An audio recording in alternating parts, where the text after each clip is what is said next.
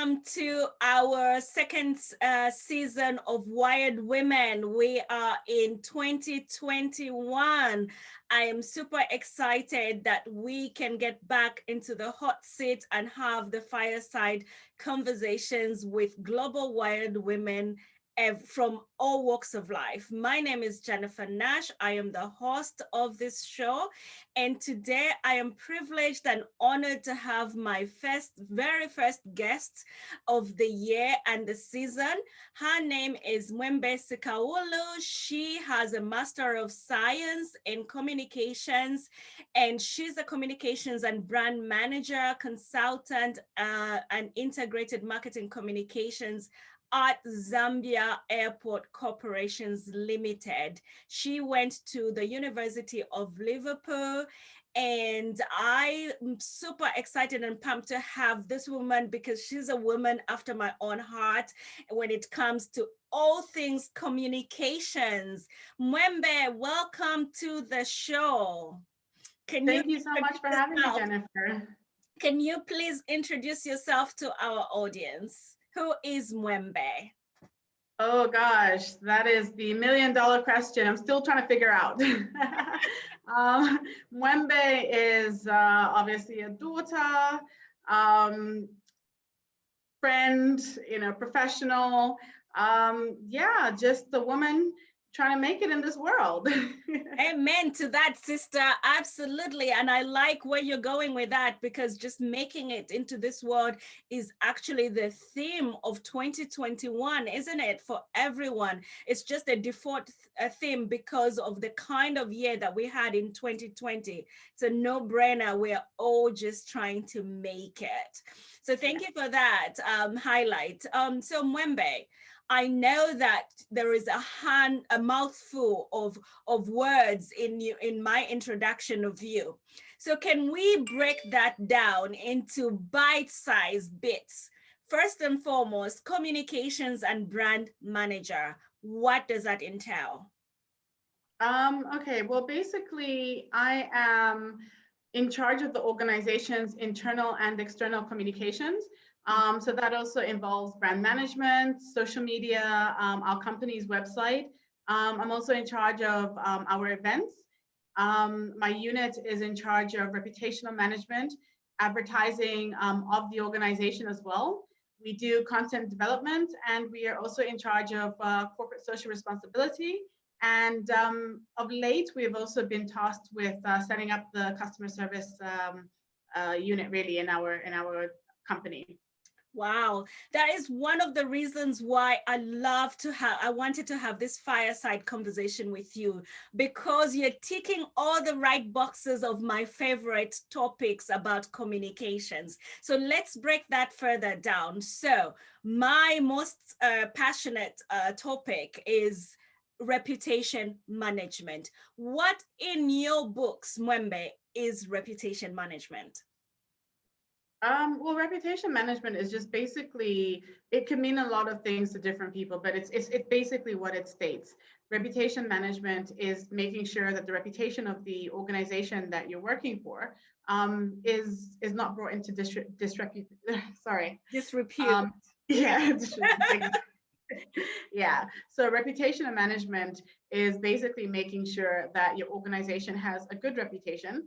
And if it ever falls into having a negative perception, then being transparent and explaining to the general members of the public or your stakeholders or whatever it might be, what is actually transpiring, so that at all times, people will be able to know the truth. And I think that's really it. My motto is always just be transparent and tell the truth. And I like that. I like that a lot. And just to build on to your point, in my book, reputation management, in as far as the clients that I serve, because I serve entrepreneurs, and the way I am handling that idea of reputation management, to build on to what you just explained so clearly and so well and articulately, is that it's then in the days of digital presence, we've got digital footprints all over the internet at the moment. It's just making sure that what is being said about your business is exactly the truth, to your point, and that small entrepreneurs need to be mindful and be checking at all times that their brand is being represented in the correct light, and that they have the correct information, like contact information, the address, they have the right links. Sometimes people change platforms for whatever reason and the links are no longer useful that they have. So like you said, to your point, reputation management, it depends on whose narrative you're looking at it from, but it's in the eyes of the beholder.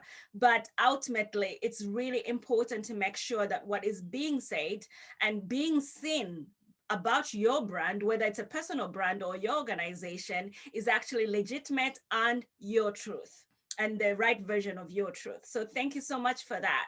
So then let's talk about crisis management. I think on your list of your day job, of the things that you do, you mentioned crisis resolution and management. Am I right to say that? Yes, although thankfully I haven't really had to put on that hat anytime of late. Yeah, but yes, it's one of those things that as a communications professional that you have to be aware of, because anything can happen at any time. In the industry that I work in, it's one of those industries where we do a lot with people. So safety is a big aspect of our business. So if something were to go wrong, then of course we'd have to manage that crisis. It would be a crisis, because obviously the lives of people are paramount responsibility, and so would have to manage that. You're managing family members, you're managing the media, you're managing stakeholders.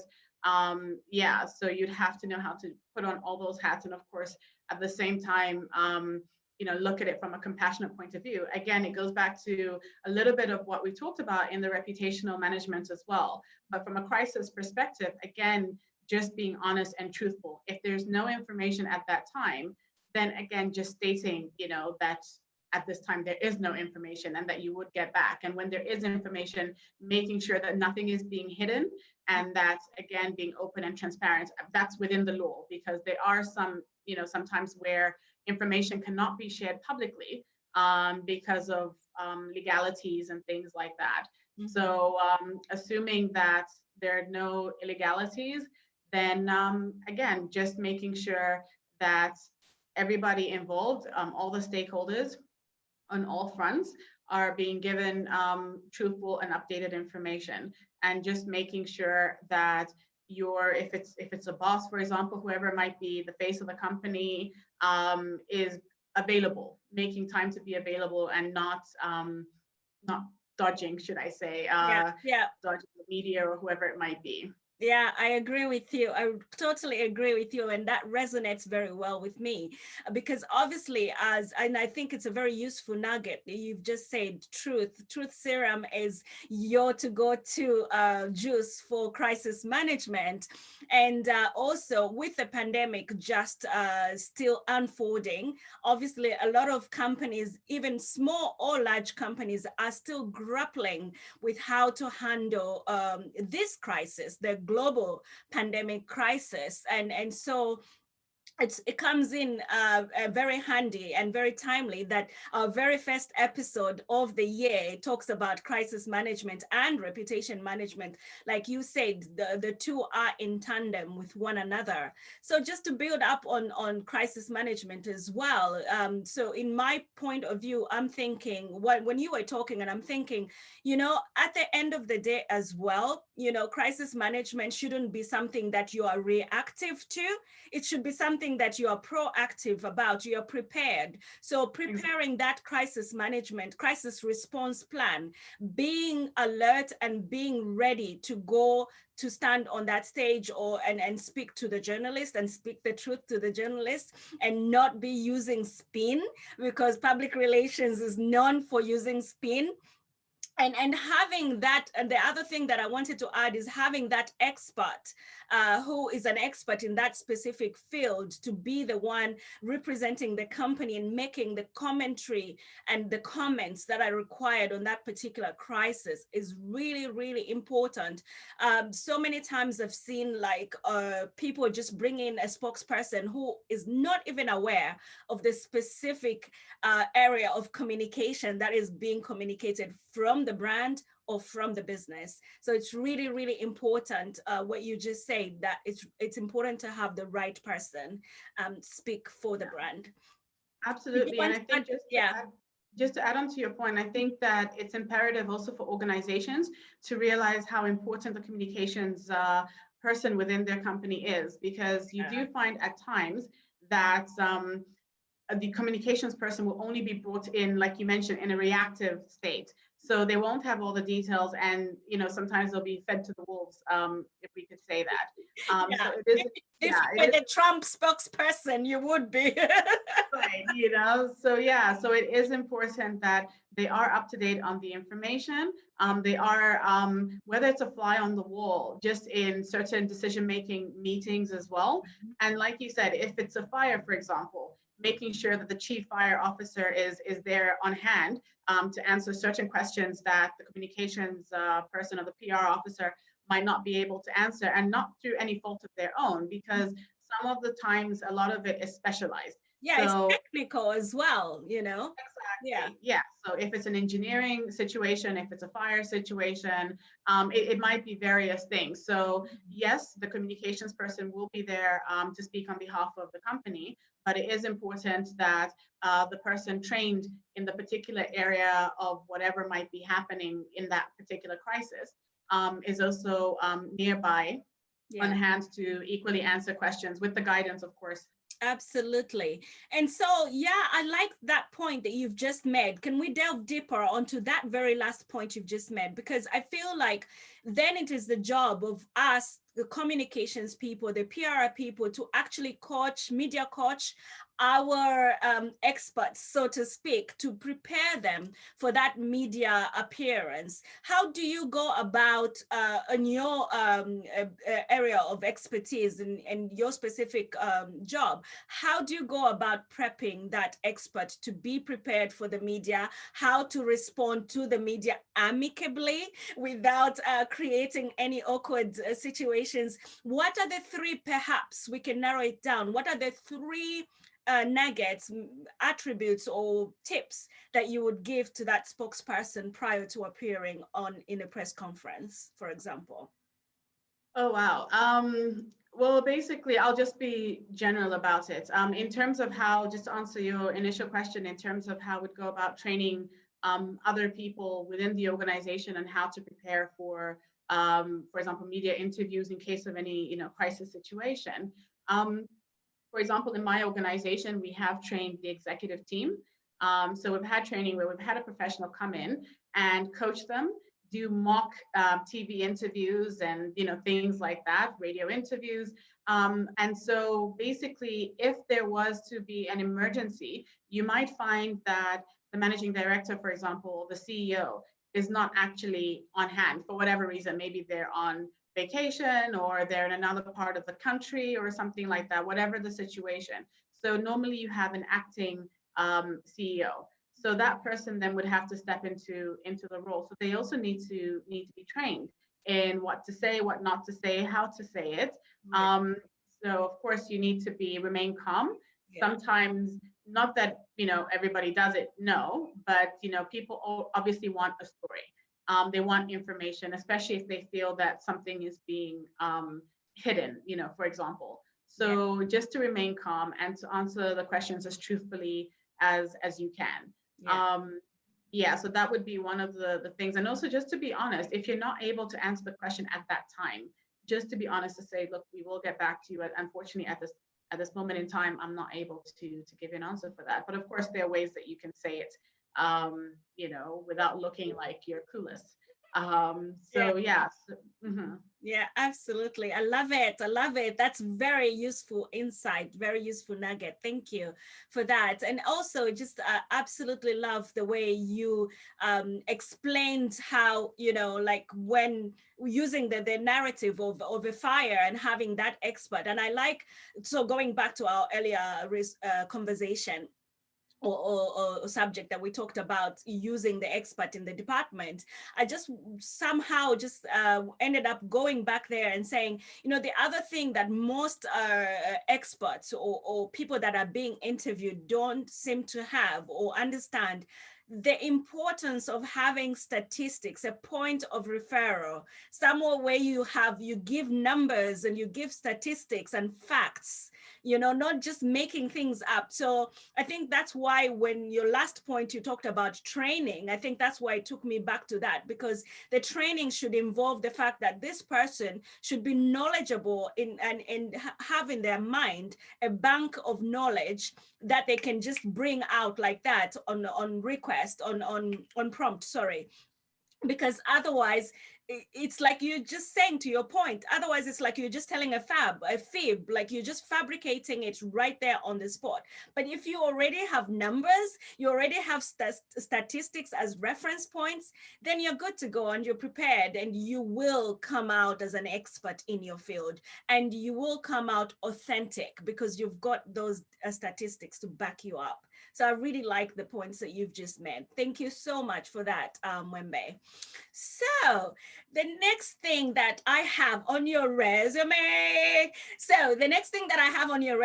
is that you are also a consultant. You do consultation in integrated marketing communications, which is a field that I am not very familiar with, because I'm more into public relations communications, which is where I shine. But and I think that you shine very well in marketing. So can we talk about that? Can we talk about marketing? Because I remember last year, I think I did say public relations is a form of marketing, and someone called Mweembe Sikaula corrected me and said, what now?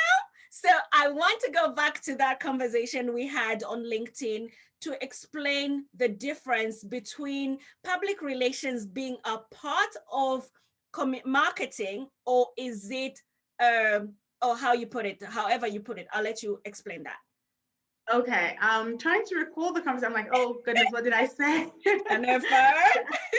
Yeah, but I do normally say to people, because the way I learned, I have a master's in global marketing, but I have a degree in mass communications.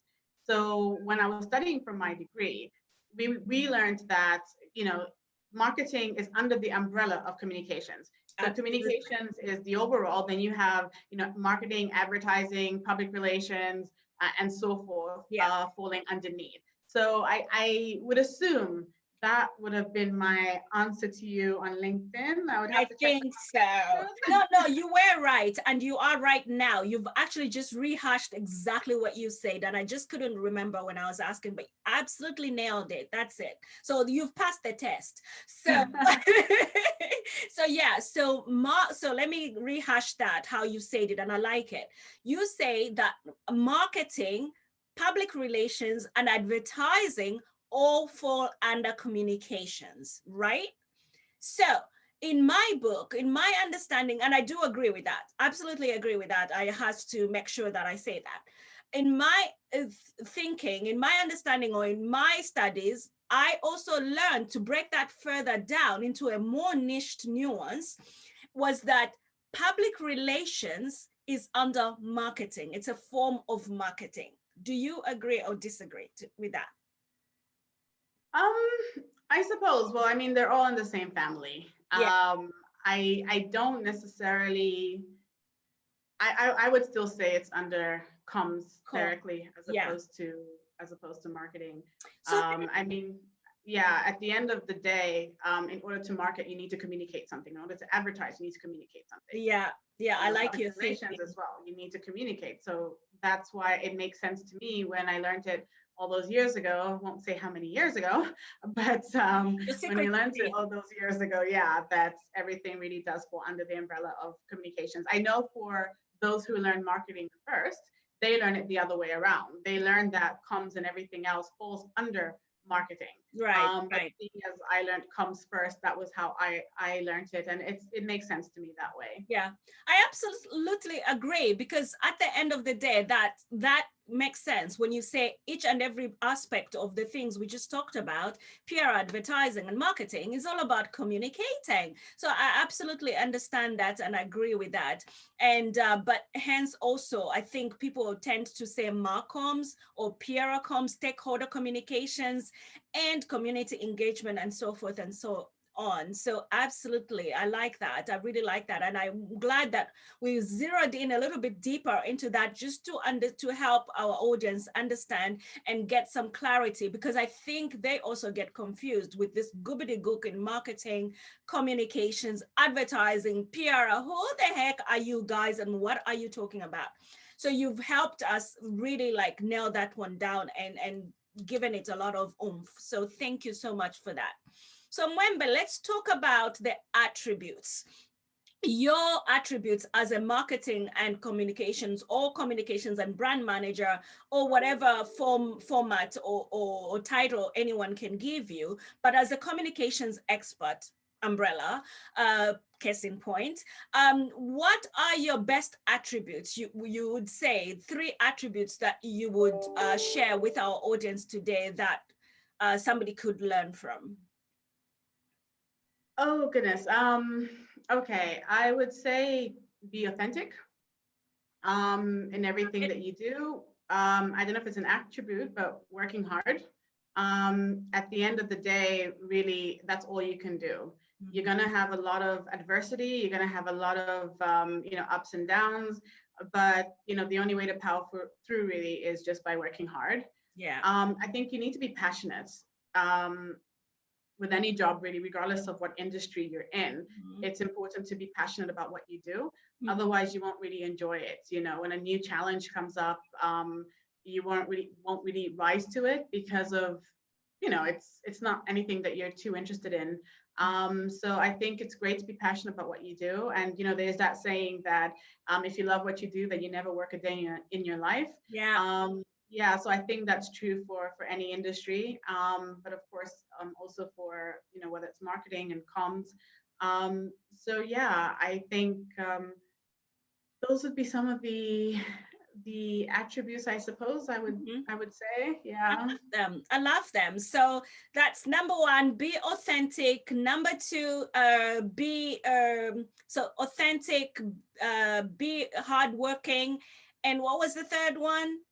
Passion. Yeah. Be passionate, and be passionate. So authentic, hardworking, and passion. I like that.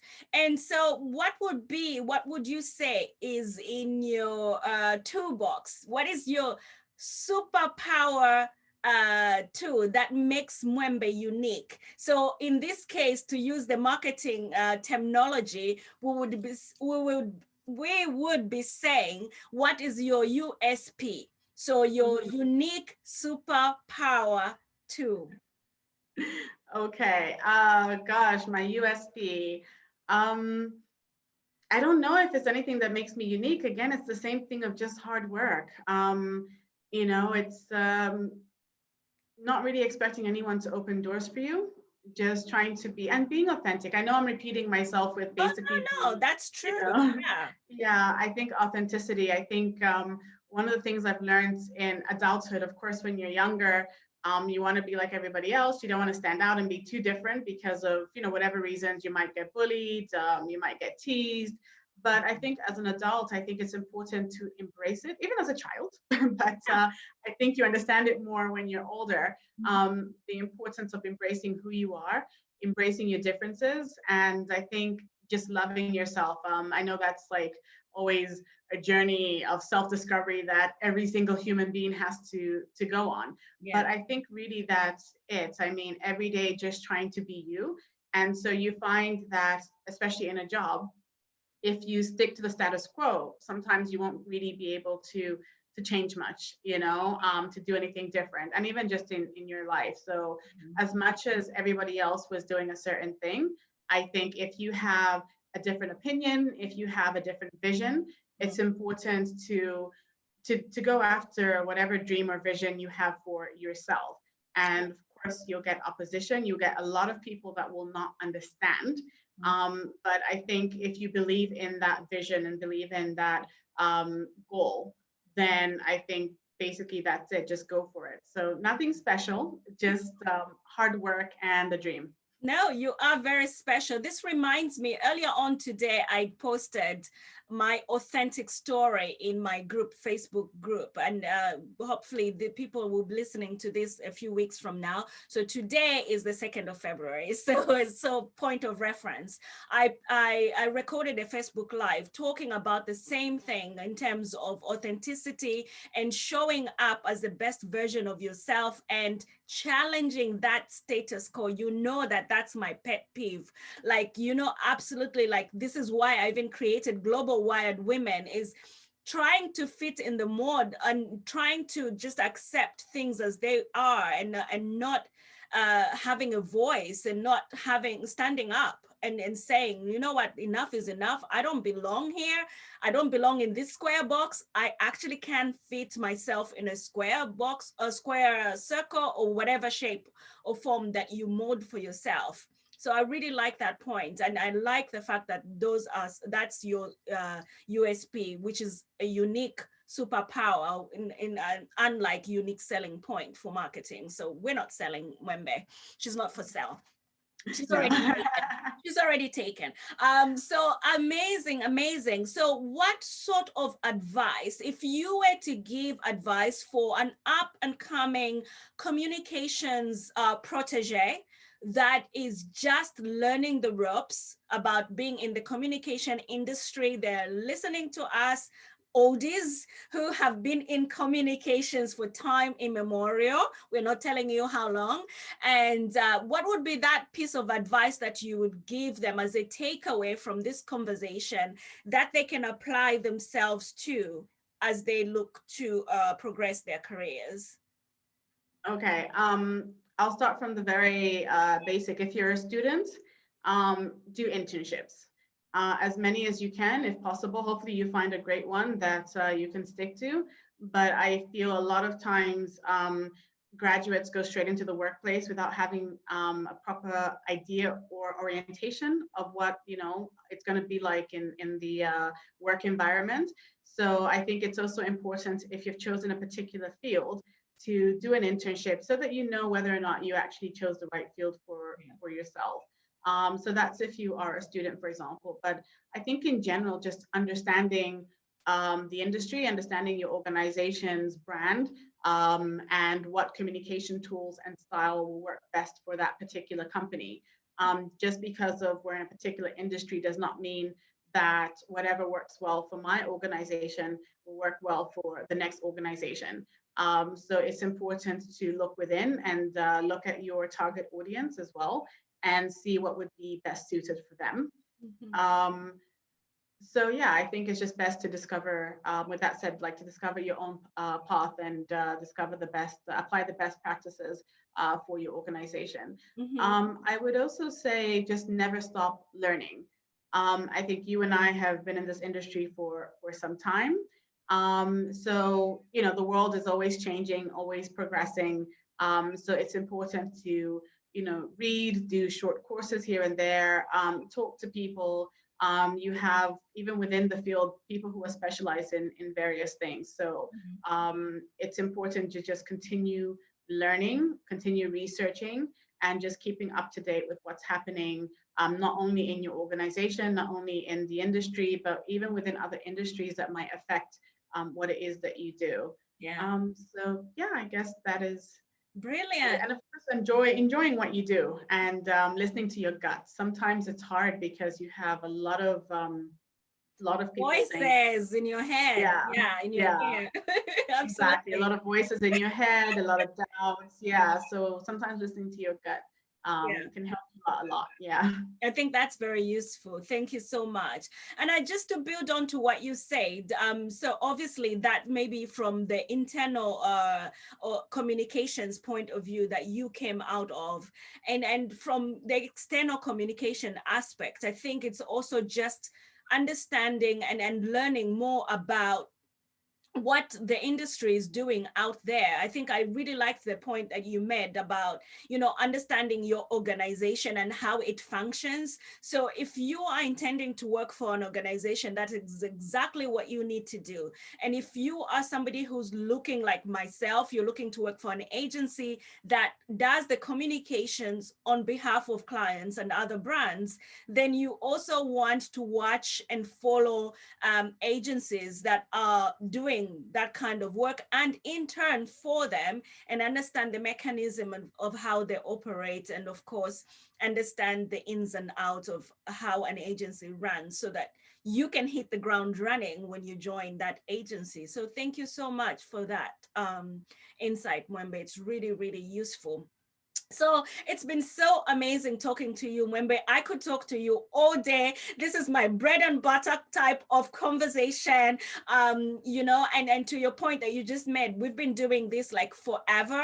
And I remember when I first got into the industry, I was like just coming in as a copywriter who did English as a second language. And I was happy just doing copywriting, copy editing and stuff like that. And then fast forward, like you said, to your point, reinvent yourself, educate yourself, just like upgrade yourself and do some business development, skills development, career development courses and stuff like that.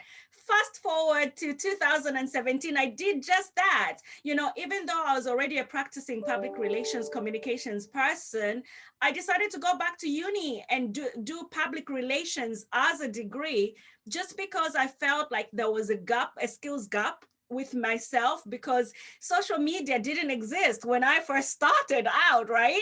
And so when social media was hitting the ceiling, I was like, oh my gosh, I don't want to be left behind. I don't want to be losing my client jobs, gigs, and referrals and proposals to young people who are just graduating because they can do social media and I can't. So absolutely love your advice about reinventing yourself, upgrading your skills as you go on, and never ever sit on your laurels, and be comfortable with the knowledge that you have, because you can always build onto that. So this has been amazing talking to you. What would be the parting words of wisdom that you would want to share with our listeners before I let you go?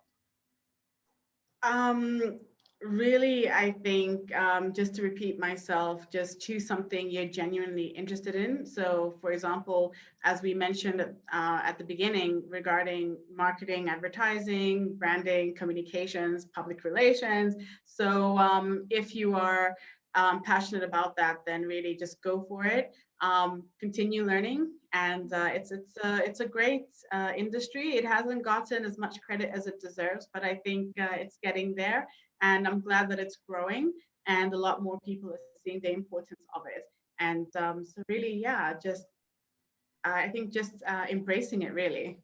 Awesome. Well, thank you so much, Mweembe. It's been such a privilege, honor, and blessing to have you on the inaugural show, no less, of 2021, and opening this up beautifully.